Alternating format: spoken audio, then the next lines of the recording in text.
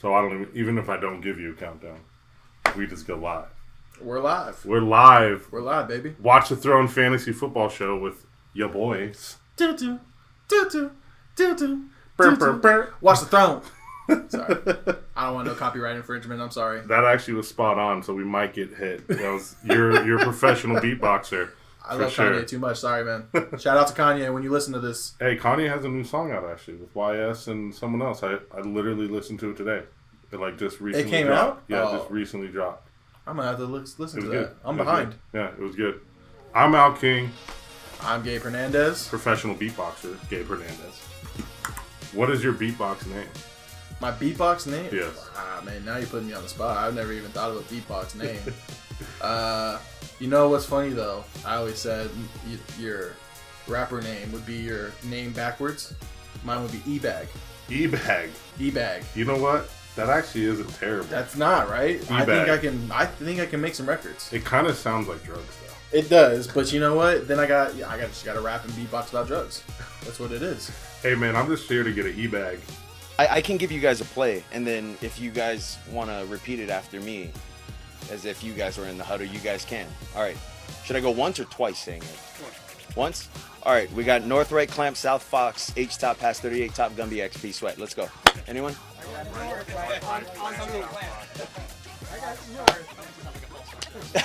Yeah, sounds like a pre-snap penalty to me. Oh, my gosh. So this is a show about fantasy football, and we are going to talk about fantasy football. We have a few things to talk about today. Our quarterback rankings, some projections. Gabe and I disagree heavily on a certain quarterback, so I'm curious to hear what he says about that, and along with some draft strategies. And it's fun. We're in 2 leagues together, and we call them by the platforms we have. One, we have Yahoo, and then the other's on CBS. In Yahoo, I have the second pick, and you have the last pick in the 10th. It's a 10-man league. Yep. And then in CBS, which is the league I am the commissioner on, you have the 3rd pick, and I have the 12th pick, the very last pick, which is a 12-man league. So I'm curious to bounce off draft strategies. We pick a couple spots away, but we're both at the end. Yep. So it's going to be kind of interesting to see where you're at as of now. August, was it say 6th? 7th, I'm sorry. 8/7/24. I'm behind on a day. August 7th to see where you're at, and to see where I'm at on August 7th as well. Listen, we've done this before one time, you and I. This is part 2. This is part 2. I think it was 2 seasons ago. I think it was 3 because I was going for my license for my profession. Wow. And that was 3 years ago. You had to get a license for beatboxing? I did. Wow. Yeah, you have to be professional. You have to be licensed. You have to pay for the classes. You have to attend, and that's why we couldn't do it, because I had to go to the classes, you know. That's why we Biz stopped. Marquis was a special guest. Biz Marquis. It was very informative and very good for me to learn my beatboxing career. E-Bag in the building. E-Bag in the house. All right, so let's get into news. Breaking news. We got a few to talk about. The first one, I'm curious if you even care about. I'm a big Rondale Moore fan, honestly. I don't know why. I think because we played him while I was at Nevada. He was at Purdue, and he was just a stellar athlete in college. He hasn't really lived up to what he was supposed to in the NFL so far. He was a Cardinal. Now he went to the Atlanta Falcons, I think, in March of this year. Mm-hmm. And got carted off from practice today and was seen in an air cast. And then they immediately stopped practice.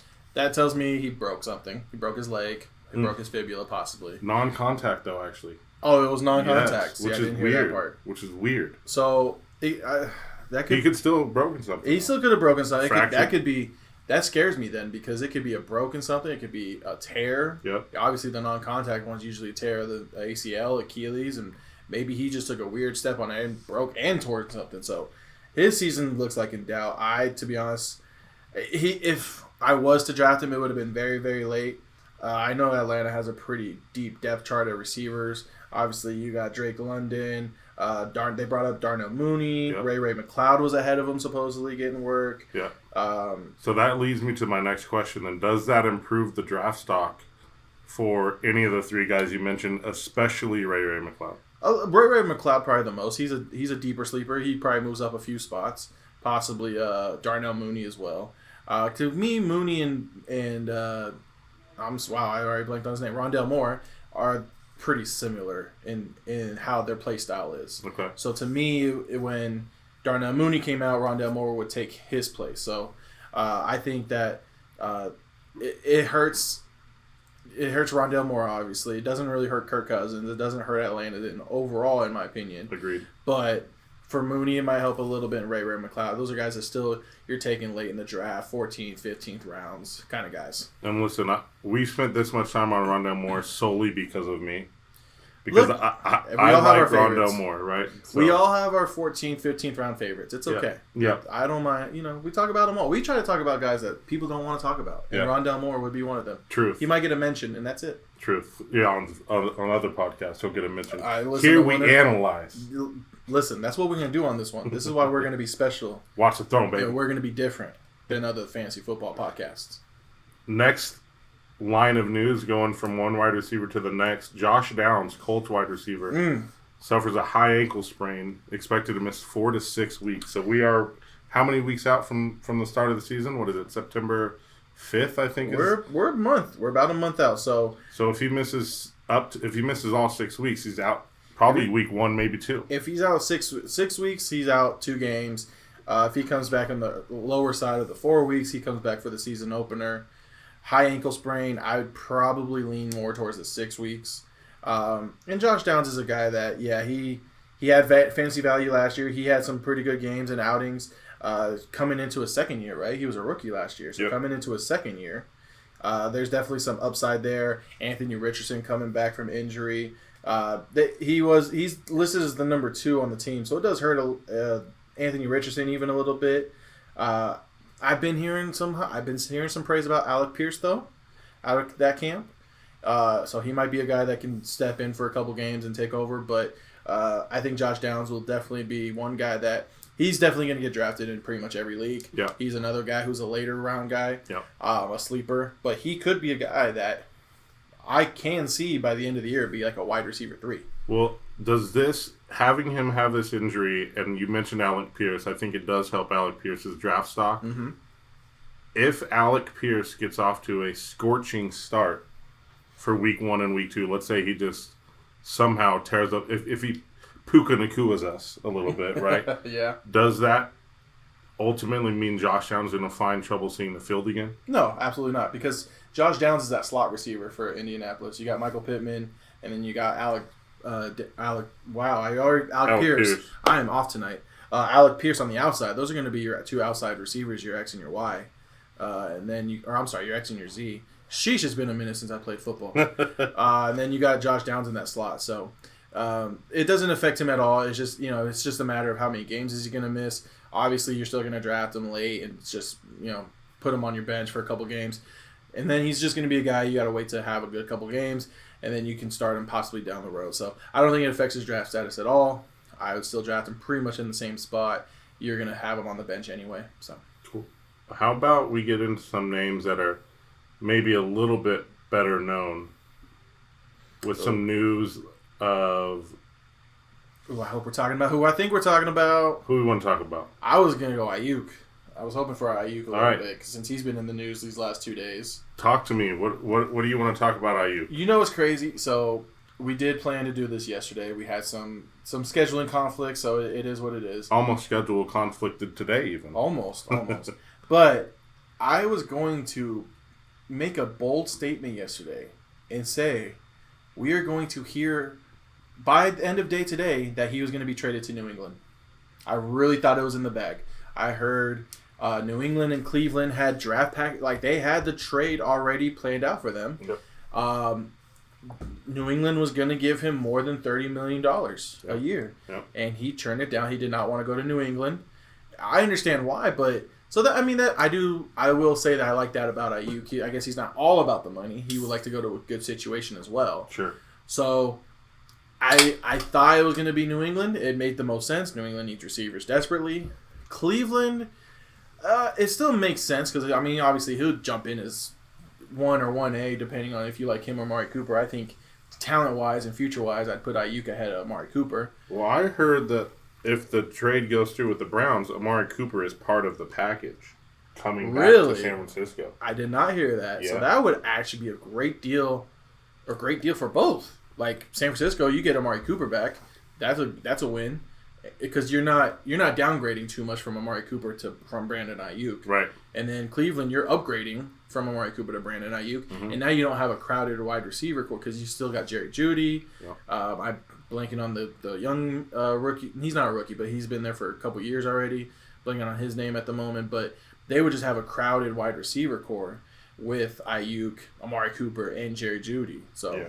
I think they would have to ship out a wide receiver for sure. That would be a great trade. Elijah Moore, I think. Elijah Moore, that's what I'm thinking of. Yep, you got him from the Jets. I can reference the interwebs. So Aiyuk, I'm a Niner guy. So talk about it. He's from the Reno area. I lived there for 7 years. So you have two allegiances to him. Like you love him double. Yeah. But I knew he was ready to leave at the end of last year. When they got to camp and he wasn't dealt already, I was shocked. I was really shocked. He made it really quite clear, I think, to the organization and to the people around him that he's no longer wants to be a San Francisco football. I was shocked he wasn't traded at the draft, to be honest with you. So the fact that the Niners tried to ride it out this long is kind of wild to me. I'm happy that the Patriots dropped because they don't really have much to offer. Like, if we were to get a receiver back, I read somewhere that it would be like Kendrick Bourne, who I think we had already. So you want a receiver back still with whoever you trade Aiyuk to? I think that's what the Niners are hoping for. Will it happen? I'm not sure. Yeah, and that's interesting because the new news I heard today was now it's Pittsburgh. Pittsburgh is in the mix now. Yep. They really only have one receiver, George Pickens. Yep. There's no way Pittsburgh is trading George Pickens, and nope. I think it'd be pretty bold of San Francisco to ask for George Pickens. Yep. That's very interesting to me because, and then also why would the Niners draft? Is it Purcell? Yeah. So from Florida. Yep. So Florida. So I get why you would want a receiver back because you don't want to rely on a rookie receiver as your number two. Mm-hmm. But that's very interesting now to see where he ends up because I do think he gets traded before the season. Well, and seeing Ray McLeod was a Niner before too. We talked about Ray already. He's gone now. He's gone now. But you still have Jawan Jennings. Yep. Jawan Jennings is a decent number 3. Yep. So Jawan's still there. Let's slide to a little bit of quarterback stuff really quick. I know before we talked off air, Justin Fields is set to start the game Friday night for the Pittsburgh Steelers preseason game 1. Does that mean anything? It says Russell Wilson is still QB1 and Fields is just getting the start of first preseason game. What does that mean? To me, nothing. I've heard reports of Russell Wilson's just way ahead of Fields in this race. I think you'll see Justin Fields in packages at times in the season, like a little wildcat or trick plays or something like that. This is Russell Wilson's quarterback room. He's the starter. It's his spot. I'm not saying Russell Wilson's, in my opinion, miles ahead of Justin Fields talent-wise. Yeah. But it does seem like Russell Wilson's going to win that starting job, and I don't even think we'll see Russell Wilson for the preseason.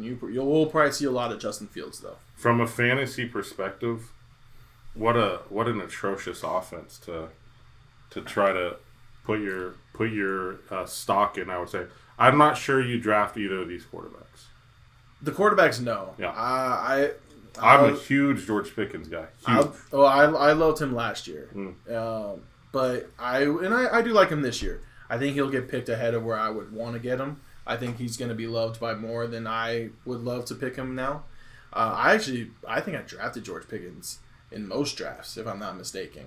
So I'm a George Pickens guy, but I think he finally blew up. And actually, this is his 3rd year, right? George Pickens? I believe this is his 3rd year. I'm not 100% sure, actually. I want to say this is his 3rd year because I drafted him a lot but I think it was his rookie. I think it was 2 years ago where I drafted George Pickens pretty much like every draft I had. I will find out soon. I'm looking on the interwebs. But so I will disagree with you a little bit on the how many seasons? I see you have it right there. How many seasons? Yeah, this is his 3rd year. This is gonna be his 3rd year. So good job, EGAB. I have my moments. I need to have something where I'm more prepared with my notes on the side. But I know that I drafted him a lot his rookie year, and I know a lot of people didn't really know about. I knew people knew about him, but they weren't really excited about him. He blew up last year, And so I think he's going to go pretty early this year. Well, he had 63 receptions, 1,140 yards, and 5 touchdowns last year. And that was in an offense that was, throwing the ball, not it. I will disagree with you a little bit on this offense. I'm not saying I love them. I'm not saying go out and have to get these guys on your teams. Sure. I think Arthur Smith, former head coach of Atlanta, terrible head coach, amazing offense coordinator. He was offense coordinator with Ryan Tannehill and the Titans, and they saw a lot of Derrick Henry. I think Najee's going to play a knockoff of Derrick Henry. I think you'll see George Pickens play a knockoff of, oh my God, who was the receiver in Tennessee during those years that was actually solid? They had one solid receiver during those years. Are we talking like Derek Mason? No. Way too early. Way too far back. Ryan Tannehill, when they went to the AFC Championship. Oh, Tannehill. Derrick Henry. Julio Jones? It wasn't Julio. They had one good receiver, and I cannot think of it for the life of me. So pretty much the offense ran through Derrick Henry, and then Tannehill, and then this one receiver. Oh my gosh! Now I gotta look it up. I really don't remember. I'm sorry. It's okay. I'm gonna find out right now. Okay, yeah, you find out. I'll have 2 more questions about news, and then we'll move on. AJ Brown. AJ Brown. They had AJ Brown. See, I don't think he was not dominant. He was really good in Tennessee. He was solid, but he obviously broke out to what he was supposed to be. So I think you're gonna see a knockoff version of that Tennessee offense with Russell Wilson, George Pickens. Kind of similar to A.J. Brown in the early days. Not today, but A.J. Brown in Tennessee. Pretty similar to George Pickens in Pittsburgh today. Okay. Najee Harris going to be a knockoff version of Derrick Henry, obviously. So I think you're going to kind of see a similar offense there. We disagree on Najee, you and I. But it's fine. We can talk about that later. Another episode. Yeah. Running back episode. We can do that on the road. But I was going to say real quick, I used to hate Najee. So the fact that I actually do love him this year is actually saying something. I think I've owned him the last 2 years in a dynasty league, and I just watch him go from 4.1 to like 3.6. So like, it's just terrible. Jaylen Warren is just so much more explosive to me. I love Jaylen Warren. Yeah. So I don't know. We'll see. I mean, Najee can be revitalized, I think. I don't think he's lost his skills. I just think that there was no passing threat at all. Contract year. So, try to get some money. That is a big deal usually. That is. These guys want to get paid. They do. Just like us, we want to get paid. Help us. Sponsor us. All right. Just a couple quick hits before we move on. Puka Nacua considered week to week due to a knee injury. Coach Sean McVay said Nacua should be ready for the start of the regular season. Mm-hmm. CeeDee Lamb officially placed on the reserve / did not report list. Pay the man. CeeDee needs to get paid. That dude is the offense. I mean, obviously Dak is a huge part too, but without CeeDee, that offense, it has weapons still, but it's not. CeeDee needs to be paid. You might not remember, but as a diehard Cowboys fan, and look, I'm not, before we get any further, I'm not a delusional Cowboys fan, guys. I promise you. Mm-hmm. You probably don't remember the days before we got Amari Cooper. It was rough. I think our number one receiver at that time was like Tavon Austin. It was terrible. Love that guy. It was terrible. I love Tavon, but not as a receiver. No, not a receiver one. It was terrible. So. It's going to be kind of similar. Although I am excited about some guys. If they're the roles they're supposed to be, I don't think the weapons are as terrible as people think. I think Jalen Tolbert is a sleeper. Yeah. We'll get into that another day. But Jake Ferguson has a little bit to him. Look, I love Jake Ferguson. Yeah. Don't. Yeah, he's got a little bit to him. That guy, I love him. They brought back Zeke. Yeah. That's going to just be a meh. So Pollard left, right? Right. So who... Pardon me for my ignorance. I haven't looked into the Cowboys too much. Mm-hmm. Who's in the backfield now? Zeke, and Keyshawn? We're gonna go with Is Vaughn still there? Yes, he is, but he's gonna be the number 3. Okay. We're gonna go with Zeke and Rico Dowdle. Oh yeah. Okay, that's Rico Dowdle is gonna be a guy that's gonna get quite a few touches. Yep. It's still gonna be Zeke. I think Zeke showed he can still. That's so crazy. He's still decent that at least in New England. Crazy. He had let a him decent leave year. And then no. So I think Zeke is actually gonna be better than people think, but. I think he's gonna be a touchdown guy. But Rico Dowdle, Zeke. I do remember Rico. He had some flashed a lot last year. Rico's not half bad. Yep. Rico's not half bad. Kind of reminds me of Tony Pollard before Tony Pollard was a starter. Look, he doesn't have the burst like Tony Pollard. Sure. But he's a good running back. He's more of an in between the tackles kind of guy. Kind of like a Zeke, but definitely not as good or not as fast either. From your team's running back to my team's running back, this will be the last news that we hit. Christian McCaffrey, or Krishan McCaffrey, like I said, injured calf strain, likely sidelined for a couple of weeks. You think he's sidelined for a couple of weeks because the strain is that bad, or because of the point that we are at in the season where it's like, why are we even running this dude out? Look, I've had a calf strain, and calf strains are no joke. They can linger. Mm-hmm. And I'm not a NFL athlete. Yep. Obviously I played a little bit, but not NFL status. Sure. They linger. They hurt. They come up at random times, and it just feels like you're limping throughout the week. And this is an interesting one. Obviously you can't say, "Oh, well, I can't take Christian McCaffrey at number one." It's too early. Right? He's still number one. It's too early. I'm not trying to scare anyone off of number one pick, Daniel, to not take him, but it is something to kind of keep an eye out for. And this is actually, I would not reach, but I would definitely look at Jordan Mason as your backup. Or no, it's Elijah Mitchell. Elijah Mitchell. I like Eli Mitchell a lot more than Jordan Mason, but he's questionable right now, and he is oft injured. Elijah Mitchell is very often injured. So whoever's healthy at the time of your draft and you have the number one pick, if you take Christian McCaffrey, I would definitely look and say handcuff the lad. That goes into draft strategies. We'll talk about that later. Yes, we will. So moving from news into the first meat and potatoes of the show. Meat and potatoes. I know, I'm hungry. I'm hungry. Let's see. We were going to call our podcast the Fat Guys Fantasy Football Podcast. But we didn't... the Fat Fantasy Football Show? The Fat Fantasy Football Show, but we decided to be kind to ourselves. More polite to ourselves. Oh, listen, I have no problems being a big boy. I've been a big boy my whole life. Big boy? Big boy Fantasy Football Show? Big boy? We'll have to go over a couple more with the creative team, and we'll poll the audience. We will poll the audience. We can ask for some ideas. So let's slide into the rankings. You see mine visually on the screen if you're watching us on the YouTube. If you are not, then you'll just hear them. Gabe, we're gonna step Gabe's digital footprint up. It's gonna be an evolution this season of what Gabe is gonna do. I'm like the caveman in Geico. I think maybe I'll have him send me a picture of his notebook, and I'll put it on the screen next time. We'll see. We'll see how it works. We can do that. So my rankings are there as you see them on the screen. I'm going to run through mine, 1 through 10. Then you run through yours, 1 through 10. Go for it. We'll talk disagreements, and then we highlighted 3 guys that we want to talk about. Let's do it.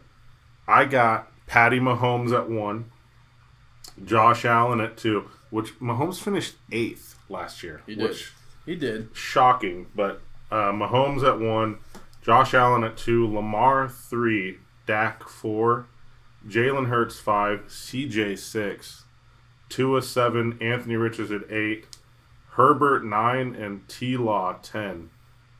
Now that I look at T-Law 10, I'm a little shook on that. But. Wow, we're gonna have quite a bit of difference. Let's hear your top 10. Go ahead. I got Patrick Mahomes number 1 too. Yes, he was 8th last year. They add Xavier Worthy and Hollywood Brown. They're gonna be back. He's gonna be back. Yes. Finish yours and then we'll talk. Number 2, I got Lamar. Number 3, I got Jalen Hurts. You said you had Hurts at 5. 6? 5? 5. I got Jalen Hurts at 3. Did you? I don't know if I heard this name in your top 10. I did not. I have him at 4. Kyler Murray. Oh, boy. I love me some Kyler. I have him at 12. Arizona is slowly being a sleeper team that people are talking about for fantasy and even in real football. Yeah. I think you're going to see some Arizona players as we get closer to draft. People are like Kyler Murray, Marvin Harrison Jr., James Conner, Trey McBride. They're going to creep up a little bit. I like all those guys you just said out loud. And everyone does. Yep. Everyone does. Those are not guys that are surprises. Everyone's going to want to get them at some point. Greg Dortch, stand up. Greg Dortch is a deep sleeper as well. Michael Wilson, where you at? My bad. My number 5. Okay. Anthony Richardson. Okay. 6. You didn't have this one in your top 10 either. Joe Burrow. Yep, I have him at 11. 7, I have CJ Stroud. Okay. 8, I have Dak. Okay. Are you ready for the surprise now? Sure. Are you ready? Yeah. Number 9. Jordan Love, right? Caleb Williams. Oh, get out of here. I'm a Caleb Williams guy me. for fantasy football. Now, in real football, it might be a little struggle. We'll get to Caleb Williams in a little bit. And number 10, I have Jared Goff. Wow. I do not have Josh Allen in my top 10. Whoa. I am not a Josh Allen fan this year. Whoa. I'm going I'm going to stand on business. Out of the top 10? I'm going to stand on business on this Josh Allen. And I'm going to stand on it. And either I'm going to die on that hill or I'm going to look like a king. We were going to talk disagreements, but now I feel like we just have to talk Josh Allen. But Josh Allen is on our list. He's one of the three. He is one of the three that we're going to highlight. So, I'm going to bring up a name to you. He finished in the top 10 last year. Everyone thinks he's going to get better. He got the bag. He's somehow the highest paid quarterback in NFL history all of a sudden. Yeah. And he wasn't in either of our top 10. I have him at 12. That's Jordan Love. I got him at 13. I have him at 12. I have him behind Burrow and Murray ahead of Jaden Daniels. I have Jaden Daniels a little high probably, but... oh my gosh, that's who I'm missing on my list. I need to put him on my list. He's not even on your list? No, I missed him. He's going to be in front of Josh Allen probably. No, I wouldn't go that high. But Jaden Daniels is a deep sleeper, especially if you're in a 2-quarterback league. Yeah. Jaden Daniels is a guy you can look for late. Okay, so you have Goff in your top 10. I do have Goff. I don't have Goff in my top 10. Who else did you have in your top 10 that I don't have? Caleb Williams. That's insane. Okay. Joe Burrow. Okay, he was 11 for me. And Kyler Murray. And Kyler was 12. I don't disagree with Joe or Kyler at all. I think Trevor Lawrence, like I said, now that I read it out loud, you're gonna move Trevor down. Trevor at 10 doesn't make sense to me. You want to hear another one that's gonna make you blow your mind? Sure. You have Justin Herbert at 9. Yep. And again, this is gonna be one I stand on business. I'm either gonna die on this hill or I'm gonna stand a king. I have Justin Herbert at 21. So I would agree with you more on Herbert than Josh Allen having a sharp decline because they both lost weapons. Yep. But Allen can still run. Correct. Herbert doesn't really run. Correct. Right? So I think the rushing for Allen, the rushing touchdowns, the rushing yardage should keep him in a top 10 quarterback. That is fair. As opposed to Justin Herbert who... Yeah, man. I mean, Josh Palmer has had every opportunity to show that he's the dude, and he hasn't. You know, they're talking about... He's a solid 3. Yeah, they're talking about... what's his name? I can never get his name correct. It's like McGlunkley or... Oh, Lad McGlunkley? Yeah. So he's listed as their wide receiver 1 right now. Yeah, I mean, he is. I would say he has probably the most potential. I would think Josh Palmer's their number 1. Yep. So it's really him. Look at a depth chart. Quentin Johnson supposedly looks awful. He's going to be a bust. You know, but Keenan Allen's gone. Mike Williams is gone. So like you said, it's similar with Josh Allen. Gerald Everett's gone. Weapons are gone, right? So I could see Herbert taking the dive, but yep. So let's talk. Go ahead and talk Caleb Williams, dude. Talk your man. Here's the thing here's how I do my rankings, so everyone gets an idea. I do a floor and a ceiling kind of thing, and this is the first year I've ever done this where I've done projections, where I think a realistic kind of number, like the yards, the touchdowns they could put up. So for Caleb Williams, I mean, it kind of sounds like you lay all these guys out on a football field and you punt the ball, and then whatever person it falls on is where you put them. So this is what I will say. My quarterback list is way different than anybody else's. Sure, it's way off the consensus. The fun thing, I hope someone listens to this and be like, this guy doesn't know fantasy football. Guys, I've been playing fantasy football since 2006. I promise you I'm not new to football. Dude, our viewer count just went down from 1 to 0. Look, I know I'm out there. But if you really look at what the draft rankings are before fantasy football drafts and then what these guys actually finish, there's some guys are nowhere near what they're projected. No, agreed. Go ahead. And of course, there's injuries and things change. Yeah. Go ahead with your floor ceiling. My Caleb Williams, I can see him as high as quarterback 5. I have him at quarterback. I brought it down. I tried to balance it. I have him at quarterback 9. I can see him going for 4,200 passing yards, 28 touchdowns, 500 rushing yards, and 5 rushing touchdowns with 15 turnovers. Does that sound out of the ordinary, like a great season? No, but that's a good season. That's a really, really good rookie season. That is a really, really good rookie season. But this guy is set up to put up numbers. No, Now he's got a solid supporting cast now. Everyone, like the Cardinals are a team being talked about lately. The Giants with like Malik Neighbors, we'll get to that another time. They're being talked about highly. I think this Bears team is actually going to be a good team. The only thing that concerns me is the offensive line. They still didn't really address the offensive line. They did a little bit, but you have Keenan Allen, who I know is getting older, but you have prime DJ Moore. Yeah. I love Rome Odunze. Yeah. I think for me, he was going to be like my number one receiver coming out at the time when I was looking at receivers at the draft. Mm-hmm. He was my number one receiver ahead of Malik Neighbors and Marvin Harrison Jr. But now that he's in Chicago, he's not going to get that chance right away to prove that he's that guy unless he just goes out and balls out. I think he set up for a great season. Plus, he can run. Listen, those three guys that you named right there on any team, that's a really good wide receiver core. 1,000%. Really good. And I believe, correct me if I'm wrong, let me pull up the depth chart. Cole Kmet, is he still there? Cole Kmet's the tight end. Yes, he's still Cole there. Kmet. So he's got a lot to him too, especially in the red zone. You have 4 valuable weapons. Like, not just like, they're okay. These are 4 guys who could possibly be number ones on other teams. And they brought in DeAndre Swift, who can catch the ball out of the backfield. Listen, your case is strong, except he's a rookie quarterback who is, honestly, I don't want to say he's put too much pressure on himself because he looks really composed, but there's a lot of pressure on him. He's been touted number one for like 3 years on, like his sophomore year of college, they were already calling for it. And so here's I will say the one thing that does worry me a little bit is that he did have a down year at USC last year. Mm-hmm. How much of that was USC and Lincoln Riley? I don't know. I'm not 100% sure, but something was going on there.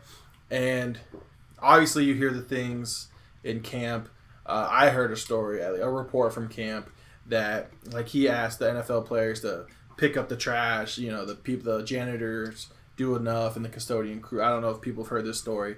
And Kevin Byard, the safety, he, had something to say about it. And, these are NFL players. These are grown-ass men. Yep. You know what I mean? Like, they don't care about the trash. So there's some leadership and locker room issues. We obviously heard the big thing about his contract. Yep. He obviously has some. I don't even know the details of his contract. I don't know if it ever came out, but he was requesting something crazy. I know he was requesting part ownership. Stuff. Yeah, there's some weird stuff. He was requesting part ownership, and you can't do that. Some Michael Jordan stuff. Yeah, so he was doing some crazy. Now that's my only concern is like the locker room presence and the leadership.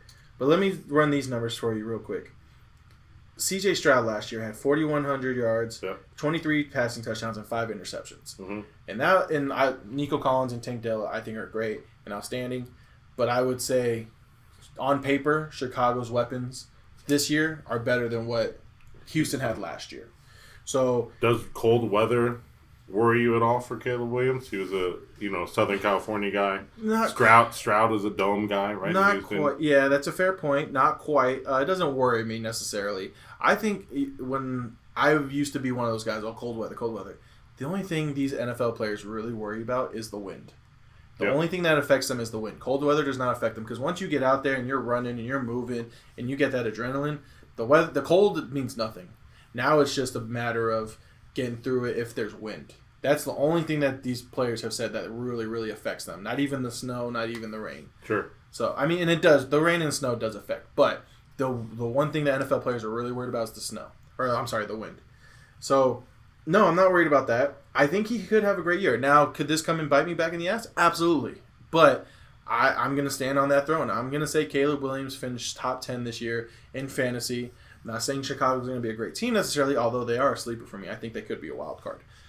I will say Caleb Williams, top 10, possibly top 5. I think you just created a segment, Stand on the Throne. When we want to holler out someone that we agree or that we feel differently about than everyone else. Something that is outrageous. Yes. Which Caleb Williams at number 9 at this point. I love that. In the drafting or in the rankings.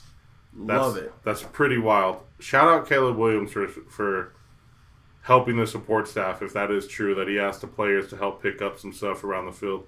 Shout him out, man. Having been a support staff person on NFL teams and college football teams, That's appreciated because when I tell you, you're going to hate this, Gabe, because you're a player. When I tell you that these dudes get pampered to so much, I know. They can help out a little bit, right? So, I mean, I don't know. You said some safety. I'm not going to drag him through the mud, but, you know, like guys like at the Raiders, like Max will be cool. Crosby helps out and we'll do stuff like that. Yeah. So, when you have guys that don't want to, it's almost like, come on, bro. Like, be a little bit better. But like I said, I'm not going to drag his name or anything. So, shout out Caleb Williams for that. Maybe I'll move him up based solely on that, helping the support staff. We appreciate you, Caleb. So that's our top 10. So we want to highlight some guys, right? The disagreements. Where do you have Josh Allen ranked? I'm going to pull up Josh on the screen here. You see Josh Allen, what he had stats last year. And he was quarterback 1. He was quarterback 1. He destroyed, actually. He was quarterback 1 by kind of leaps and bounds last year. Yes. Now, I have Josh Allen anywhere ranking from quarterback 8 to quarterback 13. So, that's my window for Josh Allen. My floor is 13. My ceiling is 8. You're right. So, for rushing, I have him down, just for rushing alone, 700 rushing yards and 10 touchdowns. You would think that alone is going to get you to be top 5, top 3 easily. Right. Along with whatever passing yards you have. I will get to some guys later on. I do have some guys that have better rushing numbers. We'll get to that a little later. But when I look at the passing, I have him projected for 3,400 passing yards and 25 passing touchdowns. But here's the thing that people kind of forget. 3,425? Is that what you said? 3,400 passing yards. Yep, 25 touchdowns. 25 passing touchdowns. Okay. With 20 turnovers. Now, people forget he was high turnovers. The other team. He loves throwing to the other team. He doesn't have Stephon Diggs. How much of that was trying to force it to Stephon Diggs and Gabe Davis? We'll find out. Yeah. But I'm with you on that. I think he's going to be rushing wise. It's going to keep him at a QB1 status. Sure. Where do you have him actually ranked though? What number did you say? Did you tell me that? I actually have him ranked at 11. Okay, so he's right outside. He's right outside my top 10. Thank God. He's right outside my top 10. But because Herbert at 21, that's pretty wild. But right, but I'll get to him in a little bit too. I don't mind the Josh Allen right outside of top 10 for the reasons you're saying. He doesn't have the weapons for me. I love Dalton Kincaid. I do. I was high on Kincaid last year. I'm still upset the Cowboys didn't reach up and get him, but Jake Ferguson turned out to be okay, so it's fine. I think Kincaid is going to be fine. I think Keon Coleman will be fine too. Like I'm not expecting wide receiver 1 from him. So that's my concern. It's just they don't have a wide receiver 1. Let me read off the wide receivers real quick. I was gonna get to another one. Go ahead. It's Khalil Shakir, who's a solid Boise 3. Boise State. Yeah, he's solid. Curtis Samuel, who every year people are like, wow, he comes out of nowhere. What the hell? Yeah. Yeah, I love me Curtis Samuel. And then Keon Coleman. I don't have a problem with any of those guys individually. My problem is you don't have a number 1. Yeah, agreed. And I would argue we don't know if Keon Coleman's a number 2. We don't know if Khalil Shakir is a number 2. Right. We don't know if these guys are number 2s. I know Shakir is I think Shakir will have a solid season. I just see him as a 3 because now I think when they play the Jets have 2 number 1 corners essentially with Sauce and I'm blanking on the other guy's name at the moment. But when you have those 2 guys now playing those receivers, now what do you do? Right. You're going to have to go to the top. I think Kincaid has a big year. I still like Dawson Knox. I think this becomes... Do they run 2 tight end offenses a lot, maybe? And they're going to have to at this. But here's the thing, too. Not necessarily, because if you believe in Keon Coleman, Khalil Shakir, and Curtis Samuel, you're still running a 3 wide receiver set with a running back. So I do think it's just the weapons for me. If he had a weapon... like a Stephon Diggs still, he'd be top 5 easily. Listen, easily. Man. It's not anything on Josh Allen. It's just the weapons around him. They got Chase Claypool there, dog. All right, we're done. You just won me my argument. Thank you. I've never had anyone win me an argument so fast. Chase Claypool, Matt Collins, MVS, KJ Hamler, all guys. Chase Claypool might not even make the roster at that point. Right, all guys that we at least know their names, right? But you're right. There's no true alpha there. There's no one true that scares you. Wide receiver 1. Now, Keon Coleman, beautiful press conference interviews. That dude is amazing. Social media loves him. Yeah. He's great. He's funny. I love him. I love his personality. He's great. Yep. And I hope he comes out and proves me wrong. I really do. I hope he comes out and beats that dog. Comes out for 1,200 receiving yards and 80 catches and just has a rookie year. I just don't see it at this time. So Josh Allen isn't one of those quarterbacks that is, what's the word I'm looking for? Like fail-proof. Like, he doesn't need weapons around him to be great. You don't think he's one of those guys? No, and actually that was going to be another argument I make. Since you can make the argument, Brian Daboll left, and he's gotten actually down. Like, his passing numbers, for sure, have gone down. Now, I know he was quarterback number 1 last year in fantasy, but then when you also think about that, there was no great quarterback season last year. Everyone had good seasons, but nobody had a great season. I think we'll see a couple great seasons this year, and again, we'll get into that here in a little bit. That's why I have him kind of lower. I think Patrick Mahomes is going to have a great season. I have a guy that we're going to talk about here that's going to have a great season. Yep. I think Lamar can have a great season again like he did last year. And C.J. Stroud is a guy that could have a great season. Jalen Hurts. So there's guys. We're not going to talk about him today, but I think Joe Burrow is a guy that's going to have a great season. Logan will be happy to hear that. I think Joe Burrow's going to have a great season. So I think we're going to see great seasons. And while I think Josh Allen still puts up solid numbers, I think we're just going to see guys that are better than him. So I think Josh Allen is still a starter. But for me, at least from a potential standpoint, he's lower on the totem pole because of what his so it's safe to say that you will not draft Josh Allen this year because he's going to go well before where you would want to take him. Absolutely not. I will not get Josh Allen in any single draft.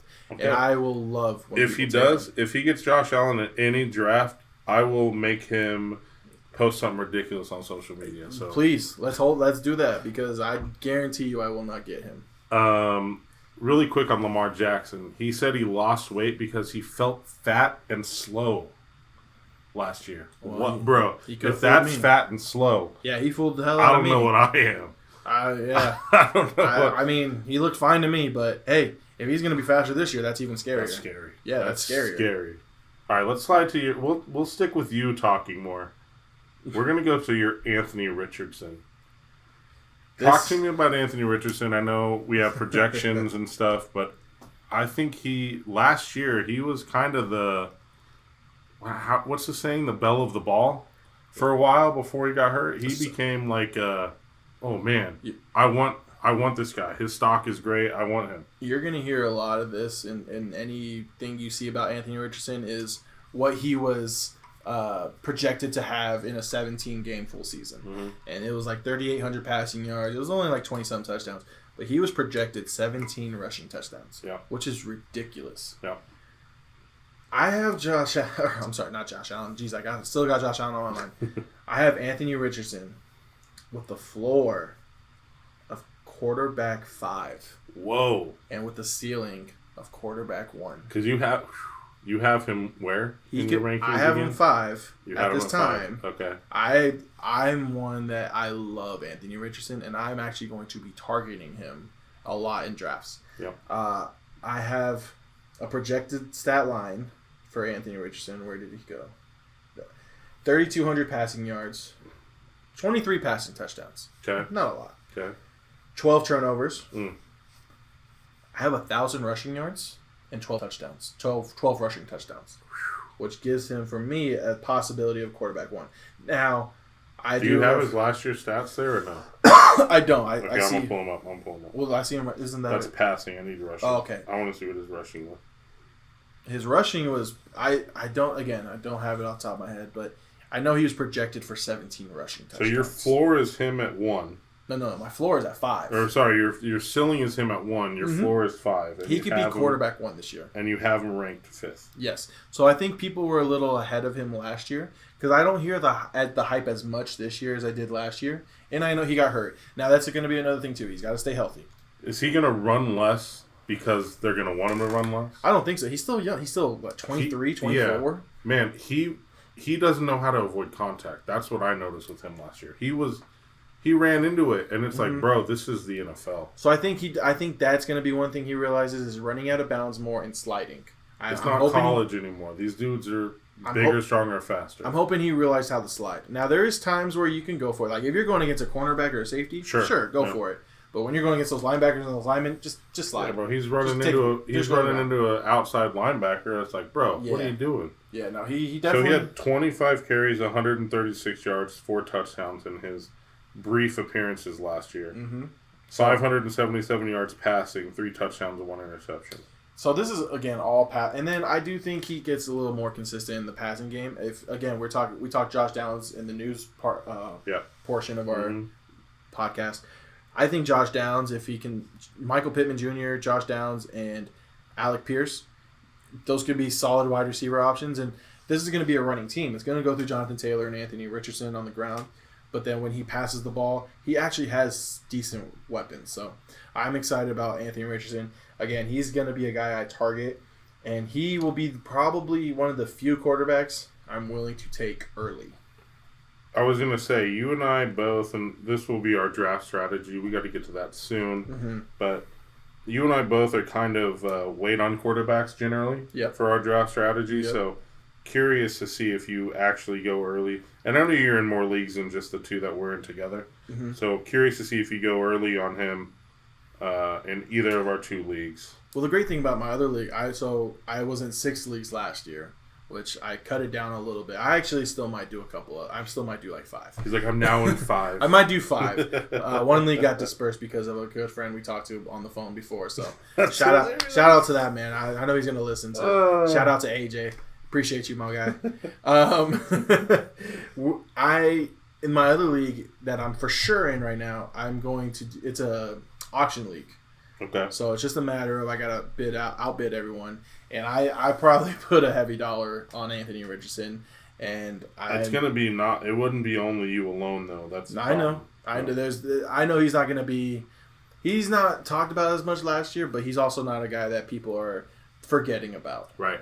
So let's slide to a guy who was able to play in all his games last year. I think he played all games last year. He may have missed one. He did. No, he played every game. Was able to play every game of his rookie season last year. CJ Stroud. I'm a big Stroud guy, but I was a huge Tank Dell, Nico Collins. I even liked Brevin Jordan. I liked Dalton Schultz. Like, I liked all his weapons going into last year. Mm-hmm. So I felt when they drafted CJ Stroud, I was like, this dude's actually going to be legit. And fortunately for me, I was right. I also thought Bryce Young might have been decent, and he wasn't. So, but I think Stroud last year, you see 4,108 passing yards, touchdowns, 23 touchdowns, 5 interceptions. QBR 57.5. That's a little lower than I thought because I think he got better as the year went on. So that's the thing. He got better as the year went on. He didn't really put up these crazy numbers. He was solid. Mm-hmm. He was a good quarterback, but he didn't put up the numbers like 5 touchdowns a game and things like that. He came on late. He had a good fantasy football, a postseason. Yeah. He played well in the postseason. I'm looking at his postseason right now, actually. 35 of 54, 449 yards, 3 touchdowns, no interceptions. In 2 games, they ended 109.3 rated. They ended up losing to Baltimore, but they were in that game with Baltimore. Baltimore, man. They're really good, though. Really good. No, they are. They're a really good team. Yeah. So, CJ Stroud for me, I'm curious to hear your projections. So, my floor for him is 9. Okay. QB 9. Okay. My ceiling for him is only QB 7. QB 1. Wait, I'm sorry. Yeah, you're right. You said it. Where did I lose? I lost Stroud. Where'd he go? Oh, here he is. No, QB 7. That's my ceiling for him. Yep. I was yelling QB 1. You were yelling, and I might even go to QB 6. I freaked you out. Here's the thing. CJ Stroud. So here's my projected for CJ Stroud. Okay. 4,800 passing yards. 33 touchdowns, 12 turnovers. I was a little modest with it. I compared it to what he did last year. And now he can blow up. He can go for 40 touchdowns. Stephon Diggs comes in. Yeah. And you know what? I will get to this another time. It kind of drives me crazy. Not drives me crazy, but it blows my mind how low Stephon Diggs is. How Nico Collins, and everyone's so excited about Nico Collins. I get it. I love Nico Collins. Yeah. Tank Dell's coming back from injury. So we have to see how all this meshes. There's a lot of mouths to feed. They brought in Joe Mixon. You still got Dalton Schultz. Yep. You have a lot of mouths to feed. So that fares well for CJ Stroud, yep, who's going to be feeding. I don't want to put the ceiling too high for him because he doesn't run, unfortunately. Yep. And we do have some running quarterbacks. We have Lamar Jackson, and we have Anthony Richardson, we just talked about, Kyler Murray, who's a runner, Josh Allen. And then even Jalen Hurts. Jalen Hurts, moves a little bit. There's guys that for me that run the ball, and that if CJ Stroud could get 300, 500 rushing yards, I would put him higher for sure. Yeah, but you're right. He's a pocket passer. He likes to stay in the pocket as much as he can. Correct. So you had him at 4,800. I have him at 4,800 passing yards and 33 touchdowns. That's a pretty damn good year. That is a very good year. Very good year. And I think he's for me probably the safest bet. I have him right around the same, 48, 49. I don't think he breaks 5,000. I could see him getting like 30 plus. That's crazy. We have very similar projections, but you have him lower than me. But see, I have crazy projections for a guy like Lamar for running, for Anthony Richardson for running, Kyler for running. Like my runners, and Josh Allen as a runner. Yep. I just have guys higher just because of their rushing, and then obviously you get more points for rushing yards and rushing touchdowns. Sure. In some leagues, not every league. Yeah. But for the standard, you get more points for rushing touchdowns.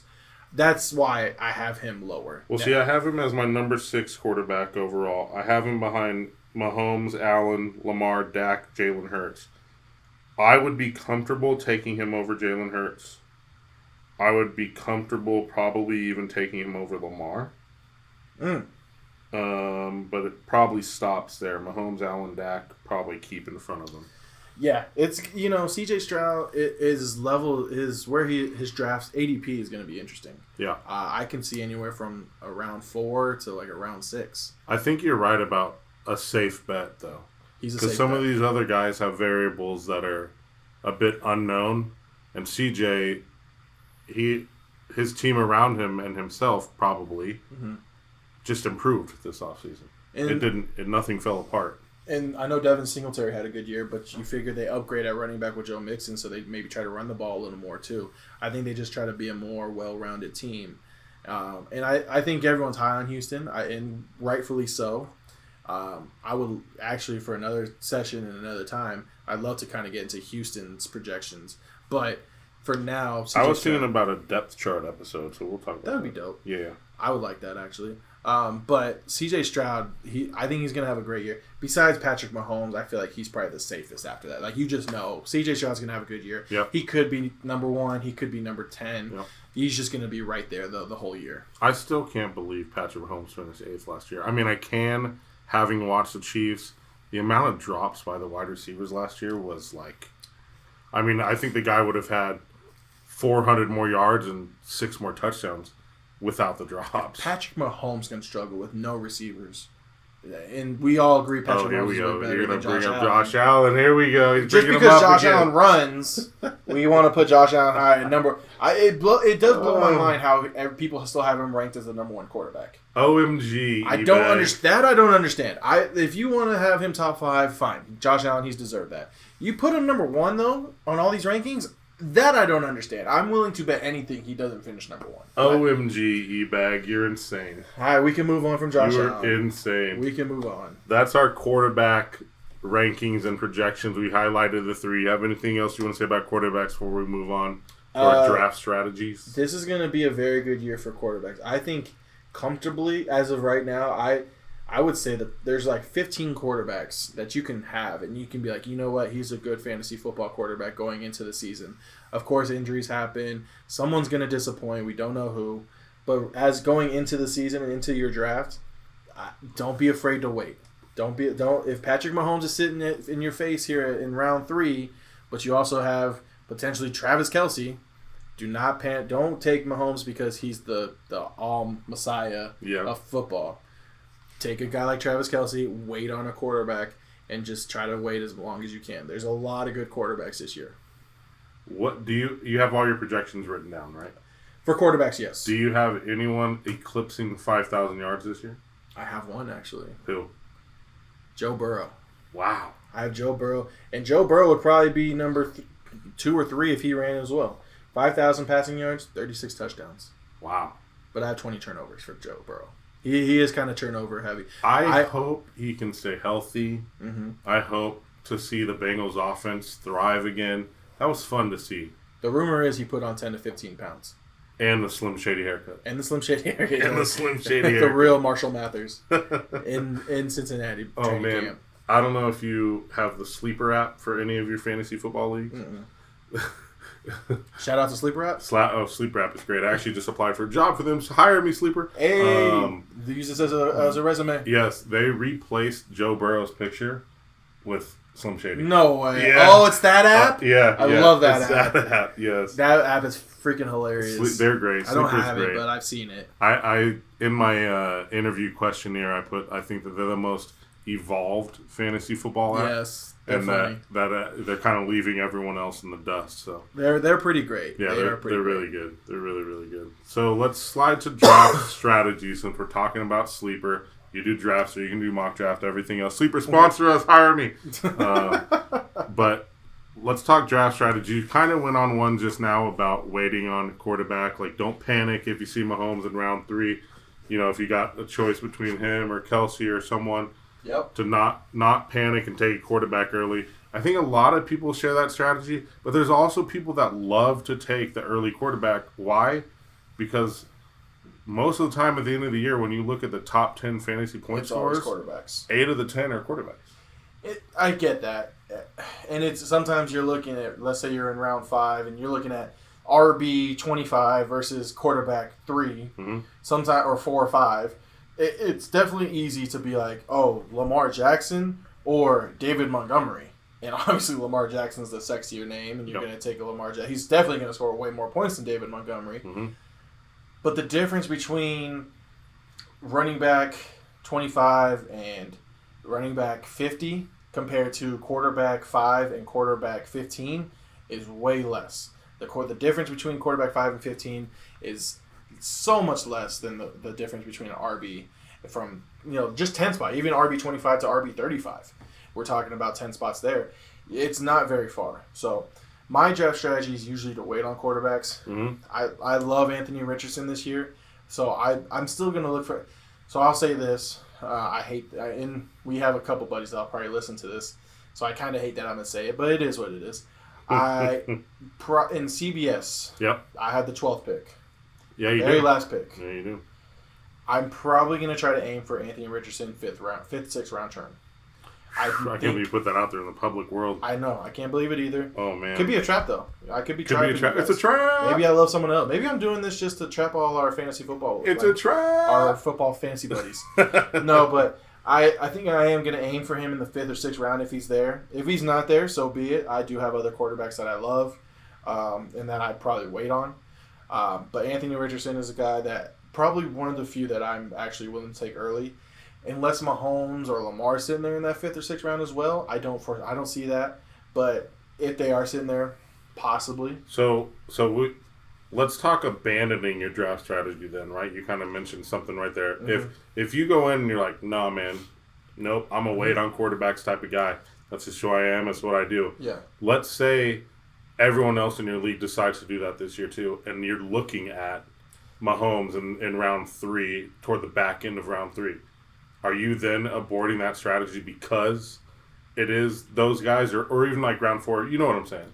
At 12, not 3 or 4. I'm going to wait. I still think there's valuable tight ends, running backs, wide receivers. I still think there's value in the round 3 or 4. But what I'm saying is if all those guys end up going because everyone is waiting on a quarterback, right? Like, at what point do you abandon your strategy? We'll talk about a couple more strategies before we get off. But so I know, like right now, it looks like most quarterback ADPs are like late round 3, early round 4.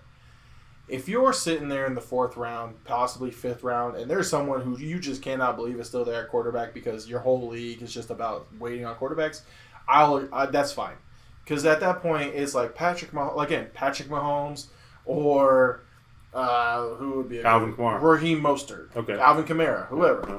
He's like, who do I want, Patrick Mahomes or Alvin Kamara? Yeah. I mean, that's pretty easy. Sure. Patrick Mahomes. Yeah. But it also depends on how your team's looking. Do you have 2 running backs and 2 receivers already? Do you have 3 running backs and a receiver? If you go 3 running backs and 1 receiver, I think you still go receiver. Or 3 receivers and 1 running back. You definitely got to go running back. I'm all about drafting quarterbacks late. And like I said, there's just so many good ones this year. If everyone's waiting on a quarterback, you can probably still wait another round or two to get a good quarterback and get them at a good position. So you don't really abandon your strategy then for that one per se. You try not to. It just depends how your draft is going. And that's another thing. We all have draft strategies going in. Yeah. Everything changes the day. You have, I'm going to draft him because he's going to be there. And it all goes to hell. Yeah. It never goes according to plan. Yep. So you just got to play by ear. You got to go with your gut. Got to go with your instincts. And just trust yourself that you know what you're doing and you're going to draft the championship. All right, there's two more strategies I want to touch on.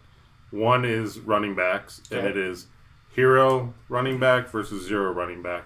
Hero running back used to be heavily popular. Running back. It used to be the way that people would go back when the running back kind of dominated the NFL, right? Mm-hmm. Yep. It's not the case anymore. But there are some people that still believe in the hero running back philosophy. I'm just curious where you fall. Are you more hero running back, zero running back? What's your philosophy on the RB position? So my philosophy on that, it honestly, it just depends where you draft. So I do believe in draft position, and if you draft later, then I think you try to grab a running back if they fall to you, because you don't want to come back around in that third or fourth round and have to take those running backs, because then you better have two great receivers that are going to put up 30 points every week, versus you're going to have two running backs that put up 10, maybe if you're lucky.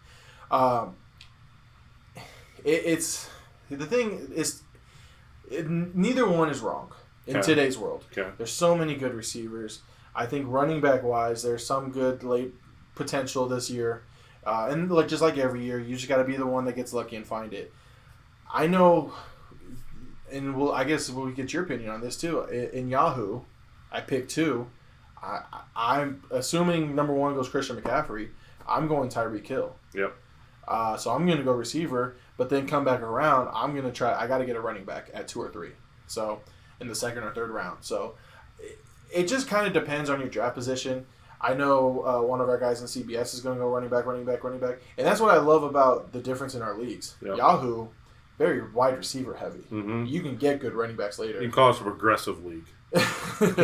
In the CBS league, the one I run, we're very old school. Yes. It's very running back heavy. Yes. Because it's a 12-man league too, so you can get receivers later, and you better get your running back. So you also got to know your league.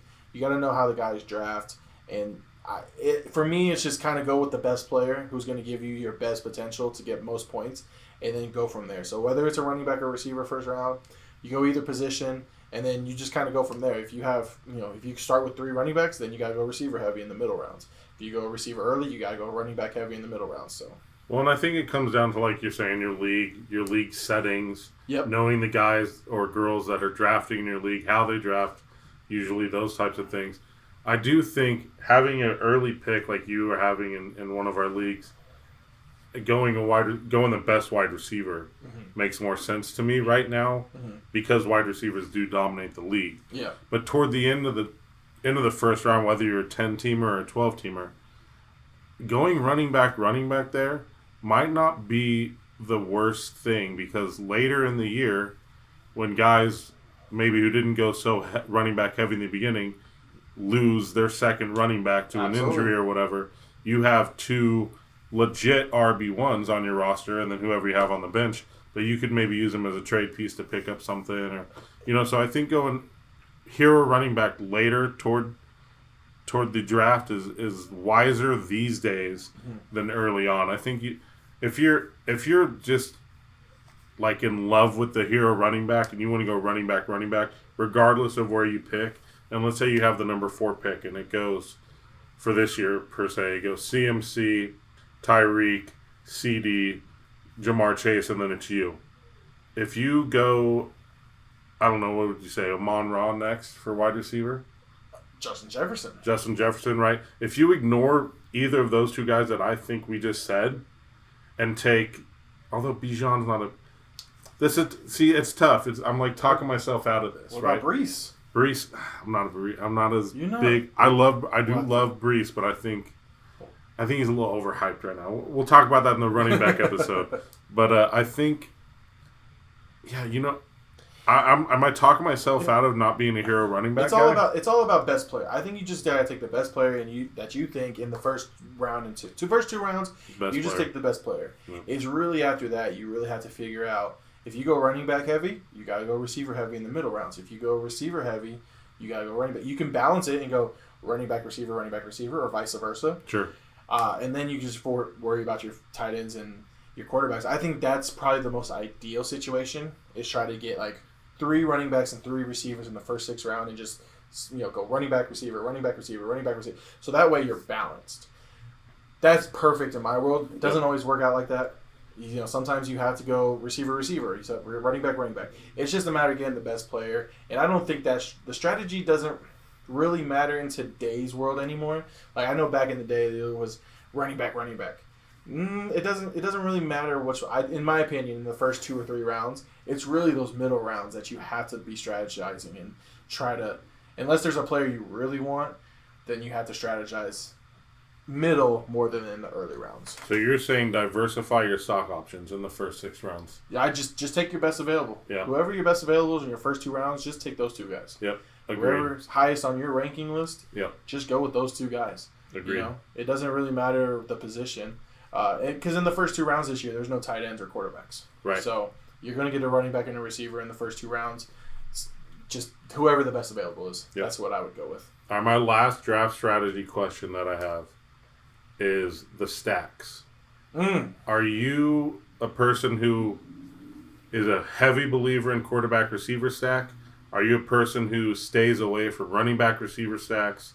Why not? If you have a good situational stack, I love it. Mm-hmm. And that's a great question. I wish I would have came prepared with like who I think is the best stack this year. My bad. You know how I used to stack all the time? Who? Matt Ryan and Roddy White. That's a good one. I loved that stack. I tried to get it as often as I could for like 3-4 years. You know who I did one year, and actually I think this is going to be who I think is my best stack this year? Who's that? I think it's going to be Joe Burrow and Jamar Chase. That's going to be a great stack. I think it's the best stack you can have. It's going to be a great stack. So I did that one year, and it worked out pretty well. Mm-hmm.